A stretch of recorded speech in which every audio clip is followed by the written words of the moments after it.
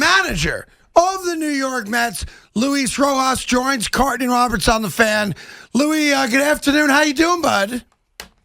Yeah, good afternoon, guys. I'm doing great. Just finished BP here, ready to go tonight. Did anyone get a hit in BP? The guys are coming back, man. They're swinging it. You know how this team can swing it, so they're ready for it. Let me ask you, I just read, you may have heard the tail end of it. Francisco Lindor got booed last night after the at-bat in the 8th inning. And he was asked about it. And he said, listen, it sucks, but I understand that the fans expect results. I expect results. As the manager here for a short amount of time, but a guy that's been around great players in your baseball life, like a Lindor, when you hear the home crowd booing him, A, did you hear it? And B, what's your reaction to it? Well, I'm glad that he owned it. You know, that he talked to the press and he said how he felt and how he feels about his performance and the fan reaction. So it's yes, I heard it last night, but I've heard it before here. You know, and then I said it last night. Our fan base is so passionate, and they want us to win. We want to win. I mean, we feel that, you know, and they're supporting us, and we feel that as well. So we're out here today doing the same thing we go after every day. That's a win, and I'm pretty sure that's the way Lindor is approaching this situation. So I can only be proud of him just facing it the way he's facing it. And you said you've heard it before. You did, because early in the season, Michael Conforto was being booed, and that's coming off a really good 2020. But here's the thing that's frustrating. I remember talking to you last year, and the number one topic would always be, you guys can't get a big hit. You've got the best batting average in baseball, yet you're middle of the pack in runs scored. And here we are. I know it's only 18 games, trust me. Your team batting average is third in the National League. Not too bad. But you're dead last in runs. Why has the clutch hitting continued to be a problem after it was a consistent problem in a 60-game season? Well, I think that's one part of the game we're still maturing. So even though we have some new personnel, in our lineup, I think we're maturing. I think we're learning. I think we're slowing that down a little more as we go.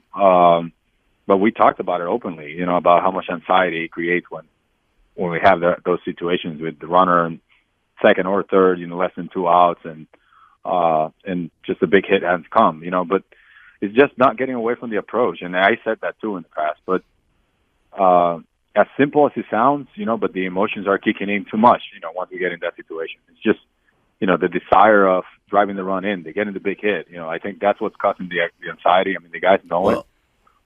To master our behavior, our demeanor in that situation, I think is the one thing that we're working on the most. I think we're going to see that.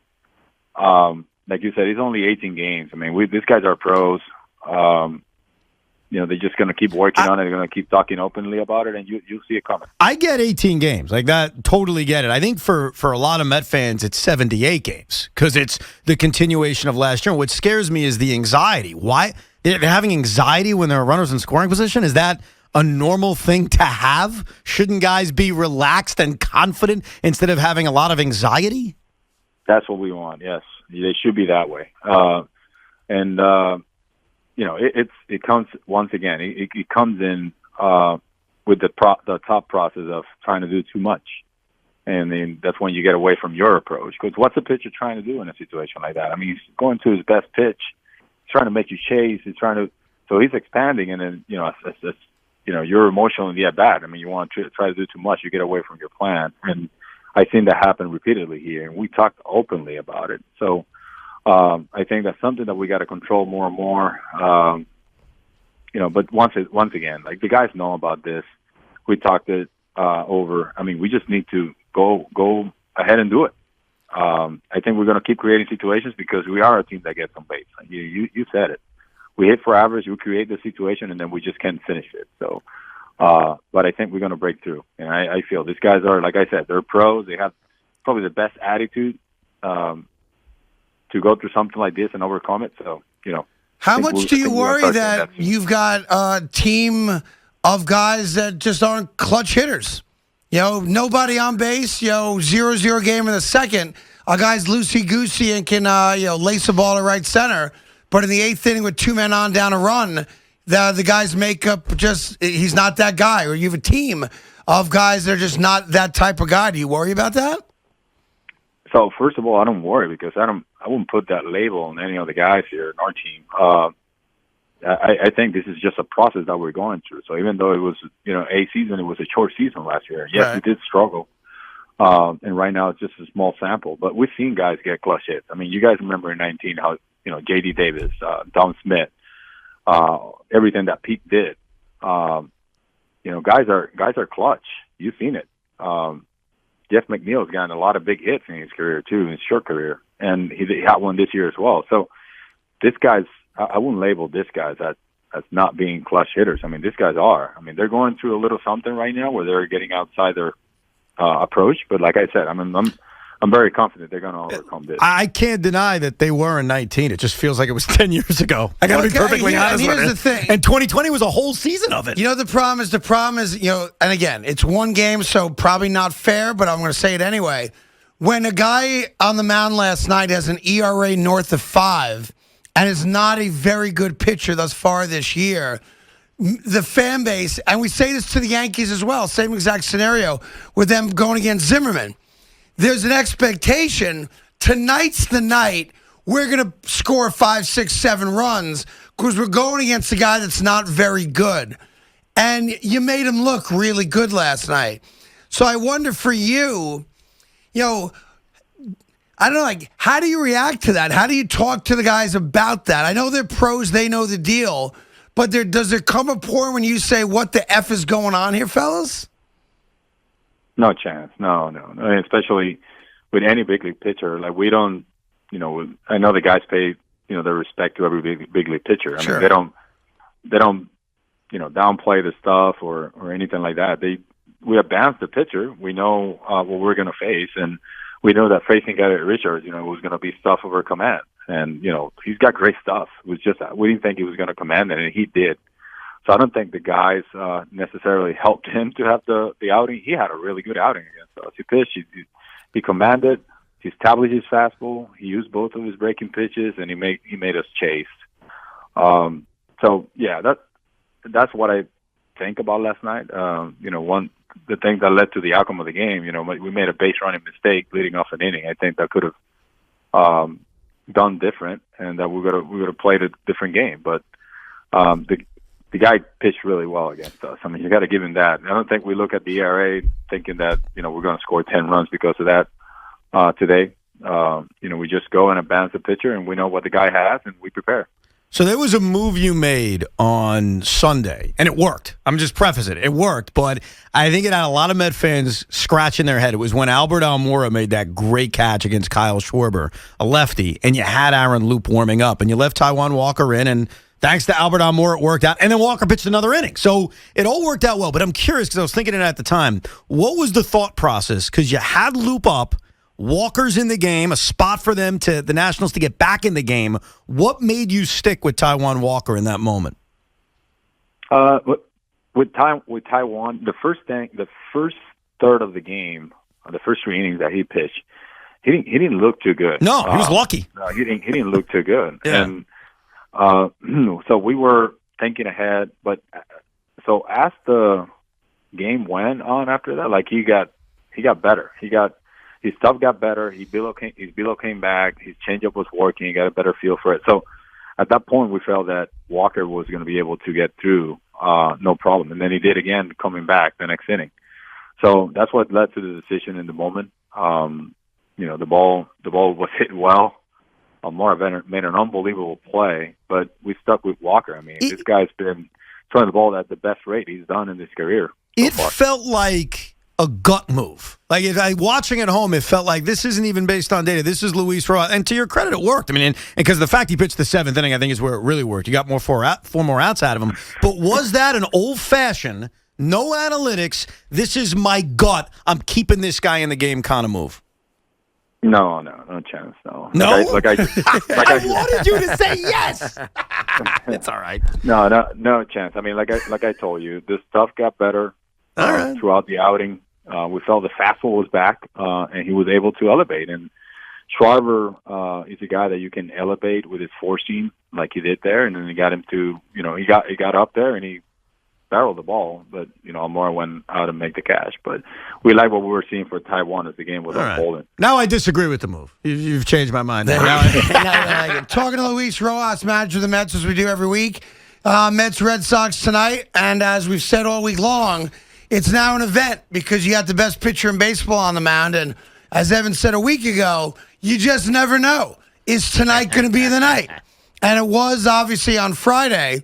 So for you managing a guy that's this good right now, what's it like for you sitting back watching a guy that you know is going to pitch 7, 8, maybe 9 innings?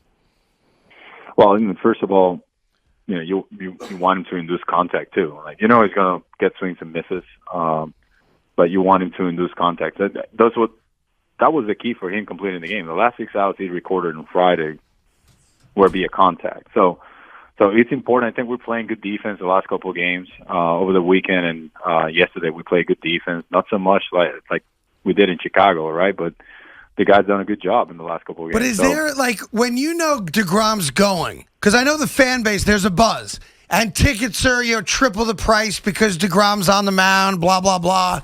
So the town is legitimately excited now that every 5 days we have a legitimate event. Jacob DeGrom is pitching.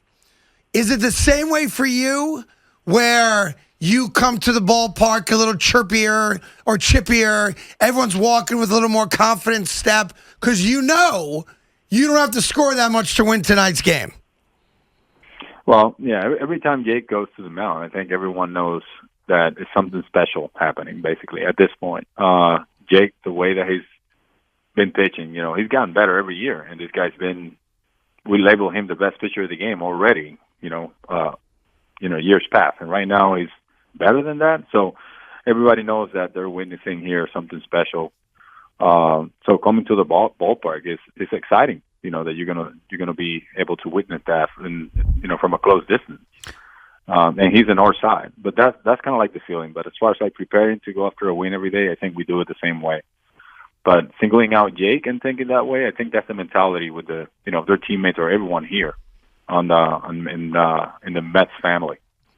Well, they shouldn't be relaxed because the team needs to play better behind Jake. That's been the biggest problem for the last 4 years. But I'm curious because one thing you did on Friday is you hit Jake eighth.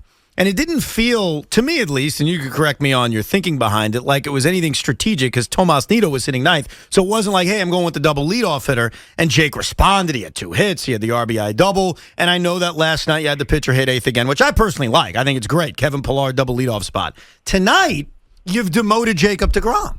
You're batting him ninth. So take me through the thinking on why Friday. And I guess the only difference is Nido caught on Friday and McCann is catching today. Is that the difference on why Jake's not hitting eighth again? Yeah. And it's the hitter. The hitter is the one that affects whether he's going to hit eighth or ninth. So you were saying Jake's better than Tomas Nido, essentially. So let me hit him eighth. That's what you were saying.